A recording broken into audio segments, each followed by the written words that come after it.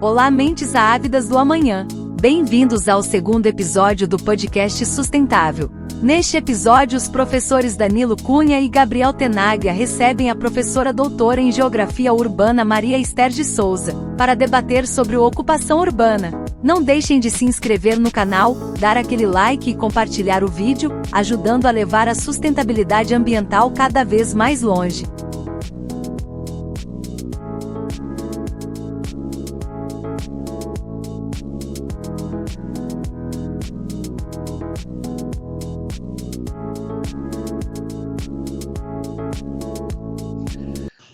Pessoal, sejam bem-vindos. Essa é a nossa segunda edição do nosso podcast Sustentável comigo, o professor Danilo Cunha e o professor Gabriel Tenaglia. E hoje a gente está recebendo, que é a ideia do projeto, convidados, né, que tenham notório saber sustentável, né? Eu estava brincando no nosso bate-papo.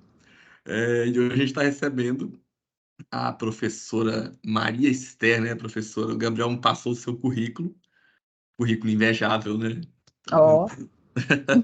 A professora Maria Esther, ela é arquiteta urbanista, né? Formada pela Universidade Católica de Goiás, é mestre em Geografia Urbana, é doutora em Geografia Urbana pelo UFG, formada em 2019, e cursa um PhD na Universidade Federal de Goiás. O tema é participação popular na construção das políticas públicas.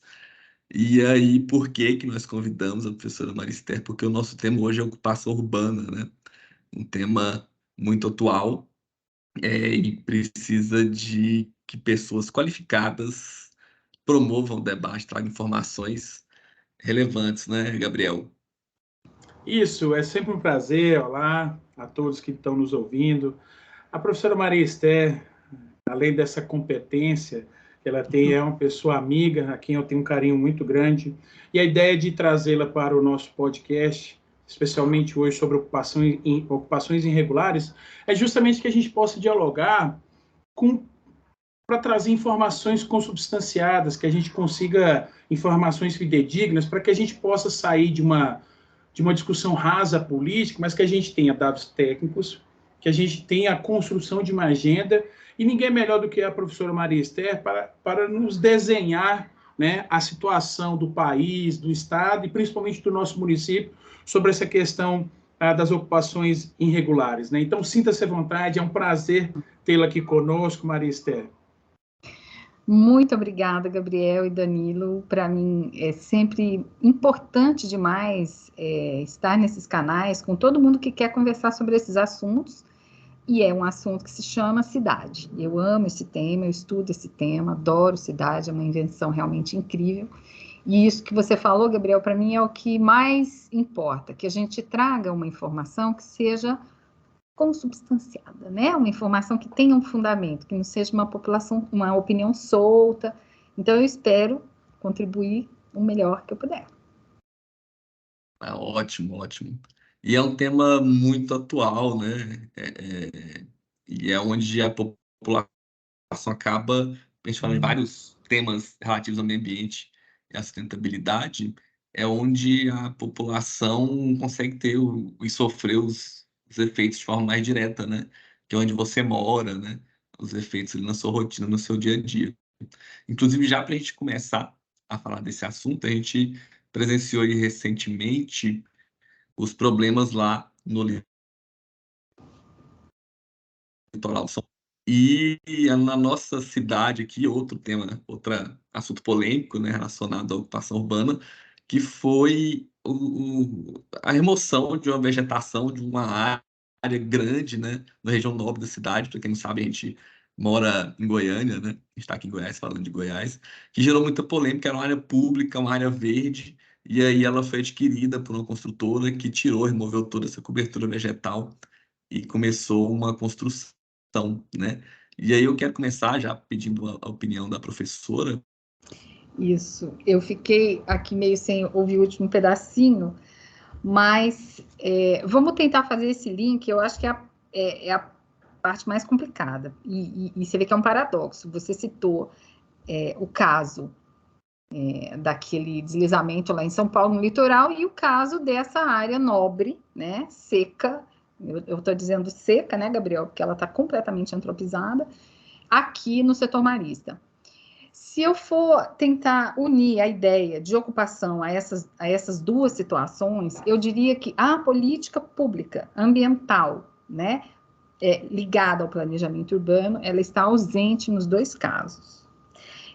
Quando a gente fala, mas lá em São Paulo ocorreu uma ocupação desordenada.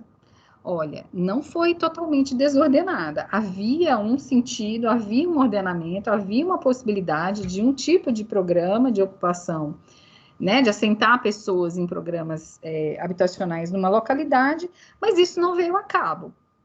Então, o plano era outro. Era ordenado? Era desordenado? Agora vamos olhar para cá. A gente nasceu, né, fazendo essa cidade aqui a partir de uma ocupação entre bosques. A gente disse o seguinte: vamos manter as áreas verdes protegidas, criar bosques e vamos construir nossa cidade. Passa o tempo, e alguém fala assim: não, essa ideia está muito complicada, vamos ocupar, não tem problema não, vamos desmanchar, vamos tirar essas árvores aqui, não tem problema não. Isso é desordenado ou isso é ordenado? Então, de tudo que eu já estudei até hoje, Gabriel, nada disso é desordenado. É uma proposta concatenada de gente que está na decisão, né, com a caneta de tomar a decisão sobre como vai ser a ocupação, e toma a decisão de que a área ambientalmente protegida não é lá assim tão importante de ser protegida, ela pode ser ocupada. No caso do litoral de São Paulo, se uma pessoa está lá há 30 anos, 40 anos morando naquele local, nós temos que admitir que ela não tinha alternativa, de que ali, ela está morando ali por força de alguma circunstância que levou ela para lá e ninguém foi remover, só foi remover, a morte foi remover essa pessoa de lá, e que então a ausência do planejamento, que foi aquilo que eu falei no início, que é o mote desse negócio todo. Mas Goiânia não tem planejamento?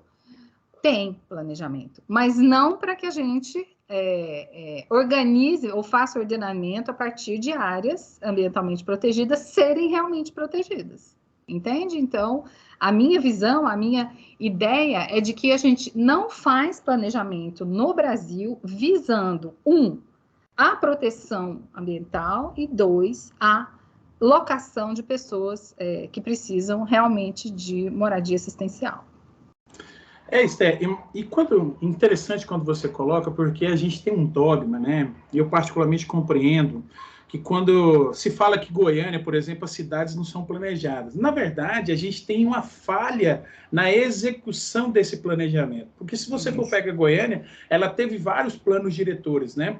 E aí eu não consigo deixar de te perguntar isso sobre a questão do Estatuto das Cidades e do Plano Diretor. Talvez, né, eles não seriam a política pública, não seriam um caminho justamente para que eu possa ter um desenho urbano claro, que foque nas pessoas, mas também que preserve a questão ambiental e que evitasse, ou talvez minimizasse, essa quantidade de ocupações irregulares que a gente tem nas cidades, né? Porque a gente tem um problema de migração, né? O êxito rural, o pessoal migrando muito para a cidade, e às vezes ele vai ocupando algumas áreas justamente por uma falta de opção. E essa falta de opção não tinha que estar incluída, ou inclusa, melhor dizendo, dentro justamente dessas duas políticas, né, que seja tanto o Estatuto da Cidade, como o próprio Plano Diretor, que faz o desenho urbano, o desenho econômico, social e ambiental de uma cidade. Qual que é a sua compreensão sobre isso, Esther? Olha como é interessante. Eu queria tanto ficar a tarde inteirinha falando sobre isso aqui, porque no início a gente falou assim, vamos conversar sem ser uma opinião julgada. Então, não vamos julgar uma opinião, não é porque eu gosto ou deixo de gostar desse ou desse modelo de planejamento. Não. Vamos nos ater ao fato da história que construiu a política pública. Nós fomos capital, nós, Goiânia, somos capital planejada, né, com uma intenção, e na história não há uma falha no planejamento, há uma intenção. A falha talvez seja na visão sua, Gabriel, do cara não ter feito aquilo que o planejamento estava conduzindo. eu não chamaria de falha, eu chamaria de intenção. Houve a intenção de que aquilo fosse feito de outra forma, e foi. O Jardim América, o setor Coimbra, e o setor Bueno, todos esses parcelamentos quadriculadinhos, foram a intenção avessa ao plano original do Atílio dos Bosques, então eu não chamaria de falha. E aí o que a história nos conta? Que lá, em 1930, a Vila Operária, a Vila Nova, todo esse bairro aqui abaixo do Capimpuba, no fundo aqui da Avenida Independência, todas essas localidades já eram ocupações em Goiânia que não estavam planejadas. Cara, Gabriel, como que não estava planejada? Como é que você vai construir uma cidade se você não tiver um trabalhador? Então, quem, nesse grupo todo, não pensou na Vila Operária? É claro que pensou, Gabriel, só que isso não era prioridade, isso não era pauta. Então, não, deixa eles lá, eles fazem o acampamento deles, eles se arrumam lá nas barracas, e isso e aquilo, inaugura Brasília quase 30 anos depois, e uma massa de gente vem para cá de novo, sem lugar para ficar. Então, eu não consigo ver isso como uma coisa não planejada ou como falha. Onde entra o Estatuto da Cidade e o plano diretor nessa história? De novo, no fato, o Estatuto da Cidade é um documento, é uma lei que demorou praticamente 30 anos para ser construída. E ela começou lá atrás, 1940, quando a lei de parcelamento estava sendo, em 37 a lei de parcelamento começou a ser discutida, e o governo federal era um governo militar e dizia assim, não, vocês não vão fazer aí área social, vocês não vão fazer isso, não existe. A lei para fazer área urbana é uma lei para fazer lote para quem pode comprar. Isso, Gabriel, está na estrutura da nossa lei. Quando o Estatuto da Cidade, 30 anos depois aqui apareceu, 30 não, quase 60, em 2001, ele não tinha um instrumento fundamental, que era um instrumento da regularização fundiária, que organizava as favelas. O Estatuto da Cidade não colocava as favelas do Brasil num lugar de assim, olha o que nós vamos fazer com as favelas dentro do Estatuto da Cidade. Não tinha isso. Então, por mais que a gente tenha o arcabouço legal, que a gente tenha toda a estrutura para resolver a ocupação irregular, a área irregular, a área ambiental, a gente tem no ator político uma ausência dessa prioridade na pauta. Então, o instrumento está lá. Mas e aí, ele vai usar? Será que ele quer realmente fazer regularização fundiária? Será que quer mesmo? A Vila Mutirão, lá em 82, acho que é de 82, a Vila Mutirão, ela se tornou o que se tornou com uma lei depois de ocupação. Já era regularização fundiária muito tempo antes, 20 anos antes do Estatuto da Cidade. E então, aonde falhou? Eu vejo muito a questão da regularização fundiária, né? Ela é uma miscelânea de sentimentos, porque ali você tem os defensores do meio ambiente, que querem preservar aquela área verde, você tem os defensores da pauta social, que querem dar moradia para quem realmente precisa, e entende que essa ocupação ao longo dos anos gera uma relação de pertencimento, e você tem os outros interesses, né, econômicos, né, na questão do direito também da cidade. Eu sempre falo que Goiânia, ela durante muito tempo, ela esteve na frente dessa política de desenvolvimento da questão da regularização fundiária. A gente sempre teve uma pauta olhada muito por isso, talvez seja por alguns governos que passaram, né, de interesse dessa compreensão social. Entretanto, eu também compreendo que acaba que virou uma manobra política a questão da regularização fundiária, porque eu faço um processo de regularização, as pessoas não conseguem, de fato, regularizar, não cumpre o que a lei determina em 180 dias refazer o seu registro, e acaba que a gente gera todo um retrabalho desse processo. E aí eu já caminho para uma outra reflexão, Esther, depois passar para o professor Danilo, né? A gente hoje aqui em Goiânia, e em todas as cidades, principalmente nas grandes cidades, a gente tem várias áreas de risco, e principalmente na questão de periculosidade, de insalubridade. Infelizmente, se você fizer o margeamento ou mapeamento, geralmente quem está próximo dessas áreas é quem não tem um poder de decisão, é quem não teve um poder de decisão.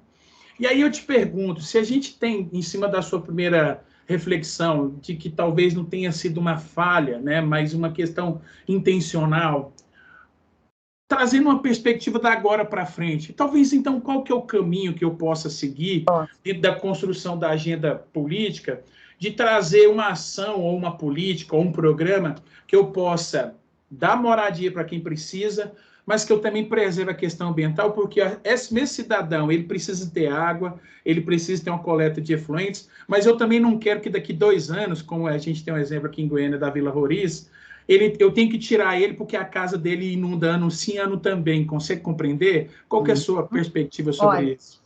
Isso que você traz, Gabriel, eu penso que é o coração hoje das respostas que a gente precisa dar para o planejamento urbano.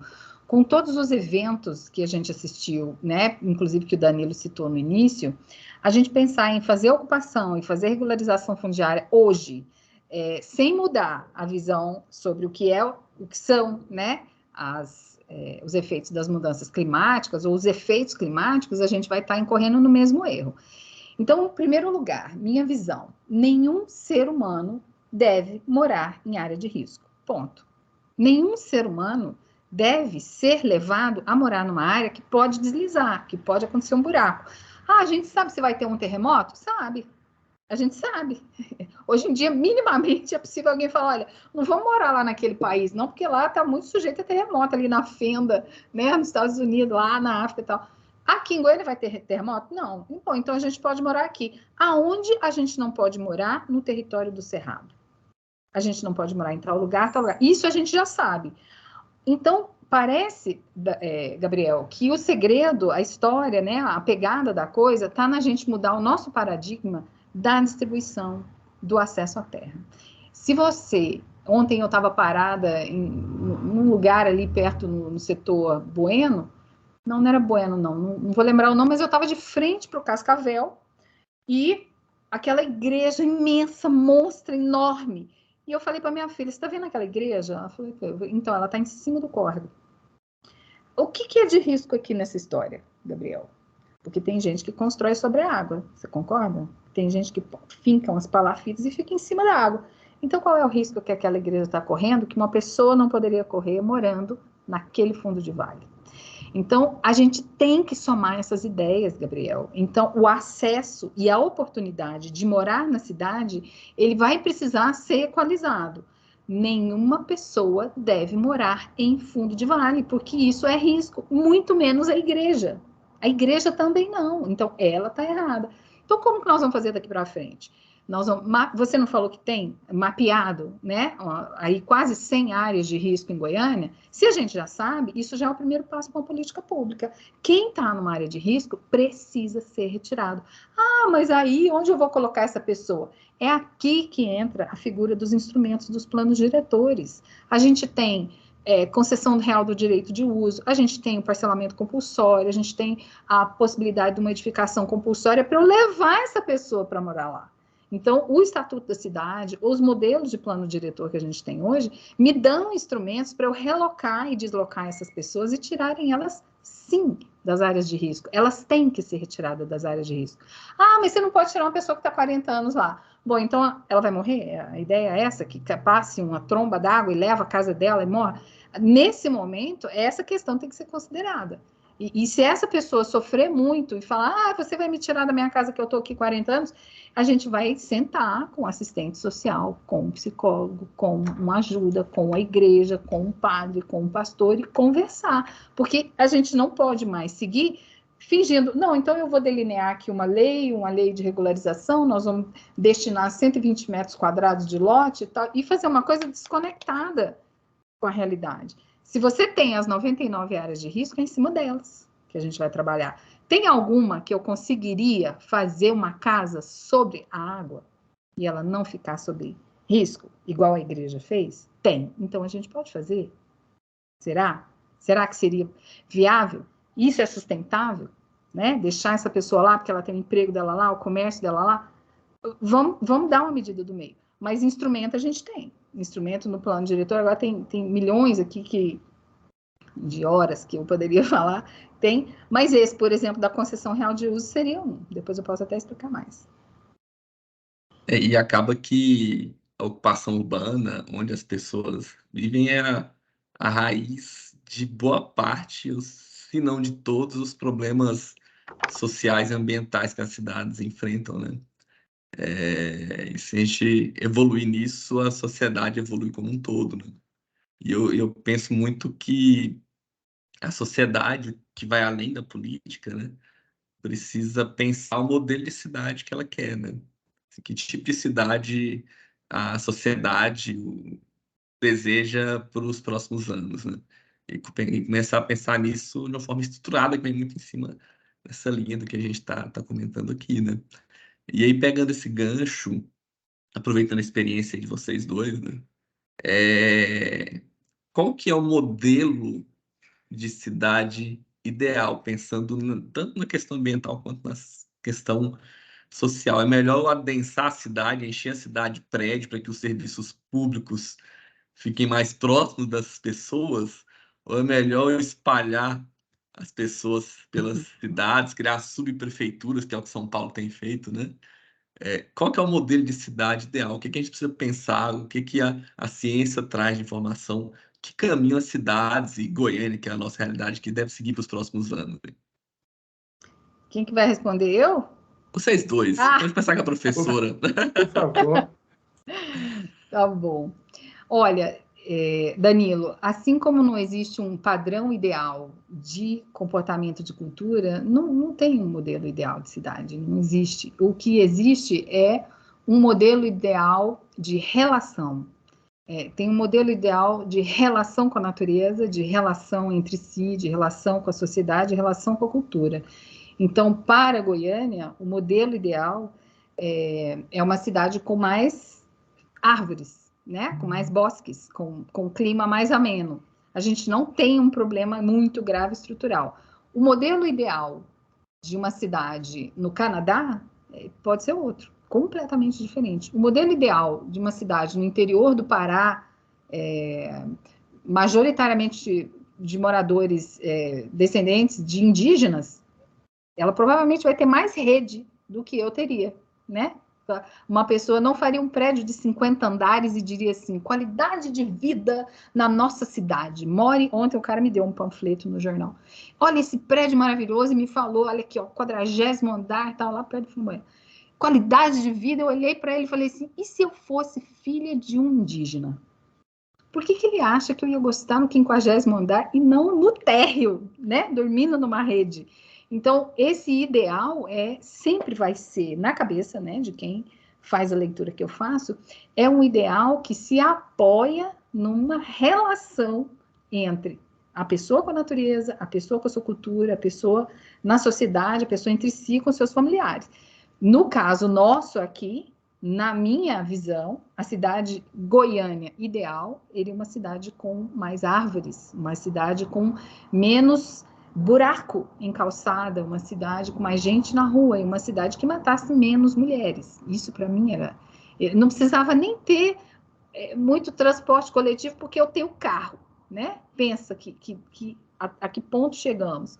Mas uma cidade em que eu não achasse que eu ia ser assassinada ali na esquina, porque eu sou uma mulher, né? Então, eu traria essa reflexão para um modelo que não fosse um modelo de estrutura física, mas um modelo de comportamento. Eu sempre faço um paralelo, sabe, Esté, professor Danilo e a todos os que estão nos ouvindo. Né? No Código de Trânsito, você tem lá que o maior protege o menor, né? Então, um ônibus protege um carro que protege uma pessoa.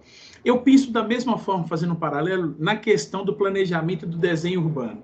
Quando a gente vai pensar uma cidade, a gente primeiro tem que pensar o quê? No espaço. E o que a gente tem no espaço? Os recursos naturais, que seja o solo, que seja os mananciais, que seja a vegetação. No segundo momento, você tem as pessoas. E só no terceiro momento que você vai ter aquela que a gente chama de economia, né? Que são os comércios, as indústrias, as fábricas, etc. Eu penso que a convergência ela deve ocorrer dessa forma. Então, quando a gente vai fazer o desenho de uma cidade, ou quando a gente vai fazer o processo de licenciamento, a primeira coisa que a gente faz é um diagnóstico socioambiental, justamente para saber se eu tenho condições de instalar aquele empreendimento, ou aquela cidade, ou aquele novo loteamento naquele local. E eu acho que a gente tem que usar isso quando for pensar a cidade, sabe, Esther? Porque eu penso que a gente inverte a ótica. Olha como é que é anacrônico, né? Vamos dizer assim. A gente inverte a ótica. Aqui a gente fala, não, tem que fazer isso porque economicamente é viável para a nossa cidade, porque vai gerar emprego e renda. Mas a que custo? Né? Eu sempre recordo sobre isso, professor Danilo e Esther. Em janeiro de 2020, né, antes de começar a pandemia, a cidade de Belo Horizonte teve uma chuva, né, 6 horas de chuva torrenciais, que simplesmente degradou a cidade e trouxe um prejuízo financeiro na casa em torno de 350, 380 milhões de reais. Prejuízo ao patrimônio público, rua, né, adutoras, interceptoras, etc., mas também do patrimônio privado, carro, casa, etc. Quem vai pagar por isso? Então, quando a gente pensa só uma ótica economicista da cidade, a minha compreensão é que essa visão é errada. Né? E aqui, eu sempre falo isso em todos os lugares de fala que eu tenho. Jamais você vai me ver trabalhar contra a questão econômica. Eu acho que a questão econômica é o caminho para que a gente possa ter uma melhor qualidade social e ambiental das cidades. Entretanto, a gente precisa inverter a ótica. Né, e cumprir aquilo que a lei mesmo fala, a partir do desenho da cidade, a partir dos seus condicionantes ambientais. É o condicionante ambiental, sabe, Danilo, Esther e os nossos ouvintes, que vai falar, eu posso usar aqui ou não? Né? Então, não é uma... E essa decisão, para mim, é muito cara, porque, às vezes, né, a gente tem vários embates, tanto com o pessoal que defende a causa social, porque às vezes a gente fala assim, igual a Esther falou muito bem, olha, eu vou ter que te tirar daqui porque aqui é uma área de risco, infelizmente.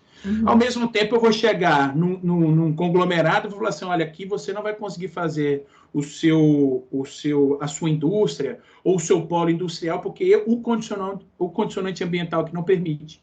Né? Então, o falar não é ruim, mas ele também educa, ele também agrega. Então, talvez seja isso a minha compreensão, complementando a fala da professora Maria Esther. Eu queria só fazer um detalhe, Danilo. Sim. Essa visão economicista, Gabriel, veja, a cidade ela não pode ser uma empresa de fins lucrativos. Ela tem que ser uma organização social sem fins lucrativos. Senão a gente cai no buraco. E acaba que essa visão muito econômica, capitalista mesmo, ela ainda se sobrepõe aos conceitos, os requisitos ambientais, né? A gente podia dar N exemplos, assim. O mesmo, na questão social, a questão econômica, ela se sobrepõe, sabe, Gabriel? Porque você pode, isso acontece muito, você tira uma população de uma área de risco que é mais central na cidade, e óbvio que a prefeitura consegue realocar essas pessoas numa região periférica da cidade. Essas pessoas preferem ainda morar numa área de risco, com todas as dificuldades de estar morando nessa área de risco, mas que elas vão estar próximas de onde ela trabalha, de onde ela consegue ganhar a sua renda, do que morar com uma certa qualidade, mas na região periférica, né? É porque não tem certa qualidade nenhuma, né? Exatamente. Então é difícil. E mesmo aí a indústria da construção, a indústria no geral, também entra com um argumento muito forte, né? De eu vou estar gerando empregos, né? Eu vou movimentar a economia. E acaba que isso muitas vezes se sobrepõe às questões ambientais, né? O que é uma pena, porque mesmo a questão econômica, com um colapso ambiental a médio prazo, ela vai ser muito afetada, né? Isso é a cultura que precisa mudar, né, em todos os setores da economia. Quando você sobrepõe o cuidado com o meio ambiente por questões financeiras e econômicas, isso funciona a curto prazo, mas a longo prazo vai prejudicar inclusive o desempenho econômico daquela região, né? Então, não tem solução fácil, né? Eu fiz essa pergunta da cidade ideal porque realmente não existe, assim, para a gente instigar, né? Porque são muitas variáveis, né? São muitas cidades dentro de uma cidade para a gente conseguir chegar num cenário, pelo menos próximo, né? Daquilo que é o ideal, né? E tem muito essa questão política, que é o ponto, assim, que eu acho que vale a pena a gente comentar, e é uma realidade de Goiânia, que é a nossa região, mas é uma realidade do Brasil, né? Por que que, principalmente os conglomerados da construção civil, eles conseguem impor tanto a vontade deles? Por quê, né? Por que que isso acontece? A gente pode fazer um podcast só sobre isso, mas eu acho que a resposta é muito simples.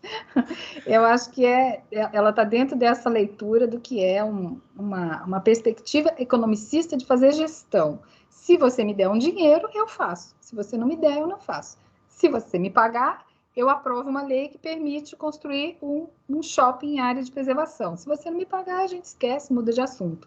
Então, o que se sobrepõe, para falar, né, muito claramente, é o dinheiro, né? Sem meias palavras. O que passa por cima da nossa ética com relação ao planeta é o dinheiro. Ele né, constrói no imaginário da pessoa que ela viverá melhor se ela tiver mais dinheiro. Então, é complicado, vai demorar um pouquinho. Agora, você citou uma coisa muito interessante, ainda nessa coisa do modelo de cidade ideal, assim como a gente não tem como você publicar um modelo de cidade, não tem como publicar um modelo de solução também, que é genérico. A solução, a gente já está com isso consensado, né, Gabriel? A solução é um modelo local, a solução ela tem que sair daqui. A gente já teve essas discussões em outros lugares, não adiantará eu trazer de Nova York, do Canadá, da Dinamarca, um modelo. A gente tem que criar o nosso modelo, a nossa solução para a ocupação na relação com a área ambientalmente frágil, na relação com a mobilidade, na relação com o déficit habitacional, é o nosso próprio modelo. E esse não é um modelo que talvez servisse para o Amazonas, talvez não seja o modelo que está lá, que o Rio Grande do Sul está em outro marco temporal legal. Agora, e a gente, né? Goiás, os nossos 246 municípios, as nossas 2 regiões metropolitanas, agora que nós temos 2, né? Quais são as soluções que nós mesmos podemos criar? Essas soluções, eu tenho certeza que a gente consegue criar, né, e aplicar. Não, Esther, a gente já está caminhando para o final, é sempre um prazer tê-lo, mas eu não podia deixar de fazer uma provocação. Você teve a disponibilidade e entrou muito nesse jogo político. Aí eu te coloco 2 pontos. Por que ainda a gente não tem representantes da parte ambiental, mas representante mesmo, né? A pessoa que tem capacidade de arguir, de discutir, de refletir, de trazer pontos importantes? Então, por que a gente não tem representantes, né, dessa temática? Talvez seja um pouco de arrogância da nossa área, afim, né, da questão ambiental, né? A gente que trabalha com a parte de formação, de ciência, de perspectiva, existe uma relação de, eu não preciso disso, então, de forma um pouco arrogante, eu não vou ocupar esse espaço. Esse é o primeiro ponto. E tendo a sua experiência, né, dentro dessa concepção política, você continua acreditando que a mudança das cidades, para a gente melhorá-la de forma que eu traga uma economia forte, mas que eu tenha equidade social e que eu tenha sustentabilidade, ela passa pela política? A militância ambientalista, Gabriel, ela arrefeceu muito, eu penso, depois da Eco 92.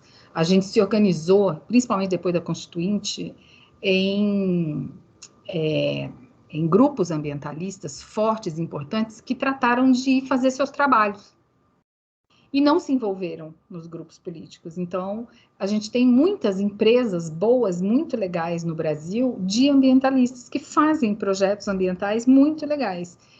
O cruzamento com a política, né? Então, eu vou te dizer que a gente não tem muito representante ambientalista, primeiro, porque essa é uma pauta dominada pelo agronegócio, né? Dominada pelo capital da agropecuária. Então, o espaço é muito pouco. Essas pessoas chegam com um caminhão de dinheiro e dizem assim, eu vou fazer 10 deputados aqui no Mato Grosso, tá? Então, não tem para nenhum ambientalista, não tem nenhum centavo. A disputa, então, é muito desigual. Por isso eu penso que a gente não tem os representantes. Porque quem faz o representante que está em Brasília é o capital, Gabriel. Não é um sonho, né? É o dinheiro. Tem, obviamente, as exceções, mas são muito poucas. Agora, A outra pergunta, se tem solução, né? Você perguntou se tem um se a projeto... política é o caminho, né? A política é o caminho. Isso que nós estamos fazendo aqui é política. A política é o único lugar onde eu sento, sou capaz de ouvir o outro, dizer a opinião dele, fazer uma proposta, debater, dizer assim, não concordo, vamos dividir, eu abro mão, você abre mão, eu te dou um pouco, você dá aqui, eu dou aqui, e a gente constrói. Só tem esse lugar para a gente fazer as coisas na cidade, não tem outro lugar. Porque se eu chegar e disser assim, não, agora eu sou a prefeita, eu vou abrir a Avenida Goiás, dividir ela em duas, passar uma ponte por cima e por baixo. Isso não é. Não adianta eu ser a maior doutorada, a maior mestrada, a maior PhD em cidade. Isso não vai resolver nada. O que vai resolver é eu abrir o espaço para o outro falar.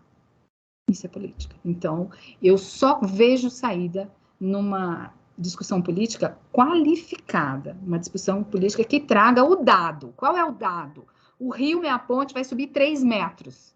Esse é o dado. Então, ninguém pode morar aqui, ponto. Fim. Não tem troca. Né? É isso. E na ausência da política, só sobra a barbárie, né? É a guerra, né? Isso. Então, muito obrigado, professora Maria Esther, e deixe um recado em suas redes sociais, professora. Olha, eu tenho um Instagram, professora Maria Esther, que eu posto mais essas questões de cidade, política. Eu aprendi agora o Twitter, é um ambiente incrível, eu nunca me diverti tanto. Chama Maria Esther 1, né? Tá lá minha cara protestando com uma plaquinha na mão. E eu tenho uma rede social. E tem também no Facebook uma página, professora Maria Esther, também, que eu só posto essas questões urbanas. Ok. As minhas redes no Instagram é Gabriel Tenaglia Carneiro, no Twitter, né, também estou lá, Tenaglia Gabriel, e não deixe de nos seguir no podcast Sustentável, você vai encontrar o nosso link, nosso acesso, nosso